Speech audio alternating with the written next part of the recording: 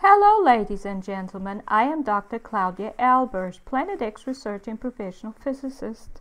And today I'd like to bring to you another one of my articles. This one is entitled Sun Simulated Disclosure. They knew the sun was dying in 1961. Now figure 1 shows some screenshots from a video by Donnie of Daytona entitled Leaked Footage of the Sun Simulating Space. Is it authentic? Published on November 29, 2018. And the video seems to show some dated footage of a sun simulator. However, modern digital video technology seems to have been used to put it together because a modern fade-in technique is used in it. The device appears to be hexagonal in shape, a hexagonal array of reflectors with an arc lamp in front of each reflector. There's the arc lamp, there's a reflector, it's hexagonal in shape as well. And here's the device seen from the side. It is an arm behind it. Now the arm seems to be illuminated by about the same degree as the front, indicating that this was possibly done for the sake of filming the device, because most likely in operation the front would be much brighter than the arm behind it. Now this design is reminiscent of the first sun simulated patent I came across from 1966, and it used reflectors and mercury xenon high pressure arc lamps, and I used that patent to come up with a sun simulated design, which is shown below. And here you can see this sideways view. It's a diagram from the patent which shows the reflectors. These are the reflectors, and these are the lamps, the arc lamps mounted on the back panel. Now, and this patent was by Bosch and Lomb, and here you can see the design diagram, and this is the design I came up with. Now this model does not require a central reflector. This central reflector, hexagonal reflector, and the lamp would not be needed because there's a mirror in front of it, and because there's a hole right through these two mirrors. And so, but the one shown in figure 1, if this is the complete sun simulator, there is no need to leave out that central one. This just does not make any sense, because that would decrease the amount of light this device would be able to emit. So that just does not make any sense. So that means that either that device is the back panel for the 1966 model, or this is hoax. Now this is what a mercury xenon high pressure arc lamp looks like.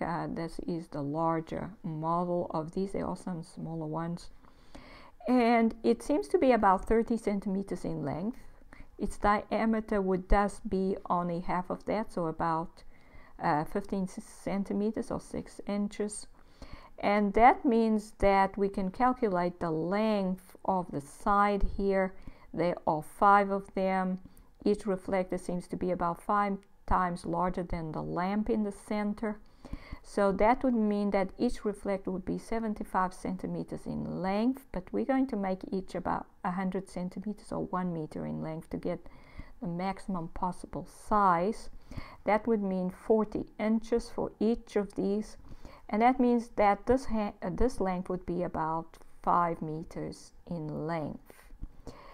And so that's 17 feet. And this is basically too small to properly simulate the sun. Its angular width would be only about 0.057 if placed at an altitude of 10 kilometers, that's cloud altitude, whereas the real sun's angular width would have been 0.53 degrees or 10 times greater.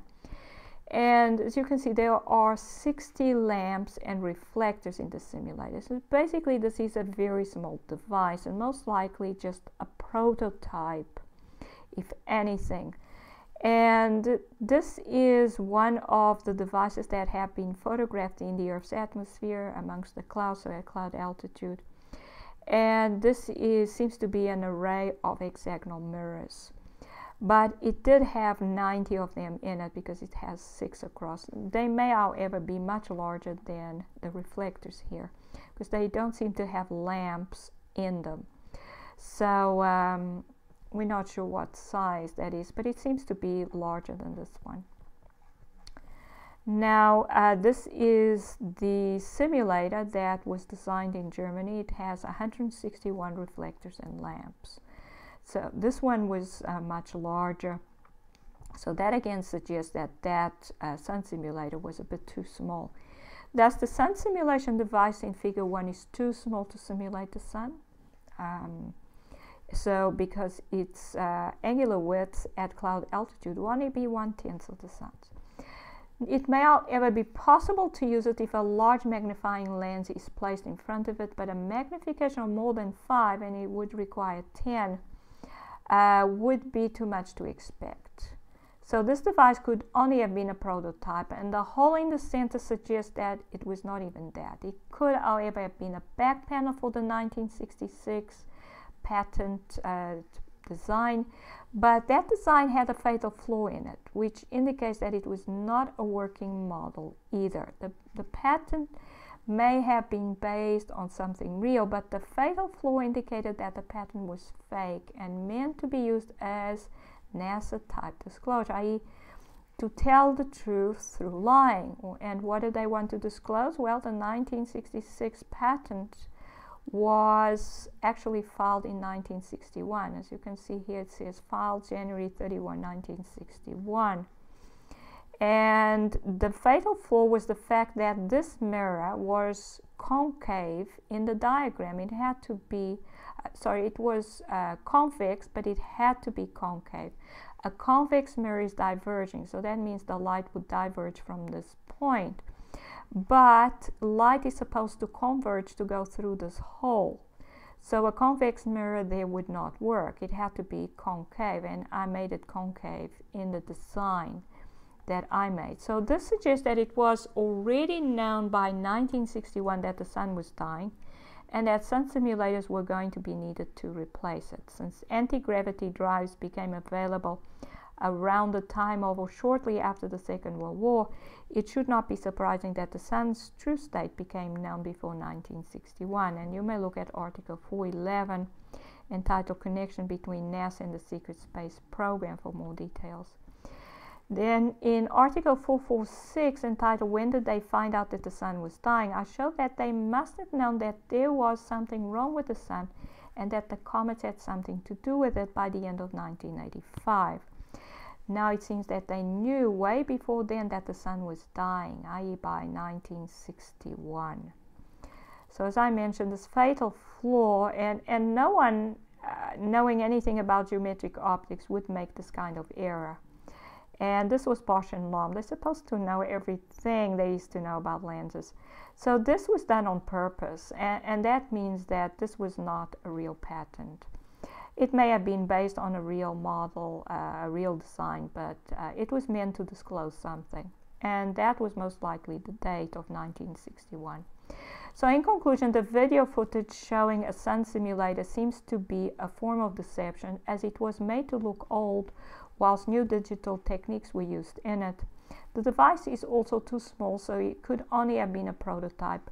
But the missing central reflector being missing does not make sense unless it was the back panel for the 1966 model, which also was not real as it had an obvious design flaw.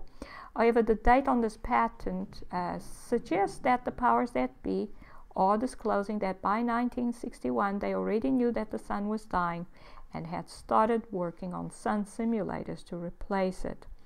Those are the references. This is Dr. Claudia Albers, Planet X physicist. Thank you for watching.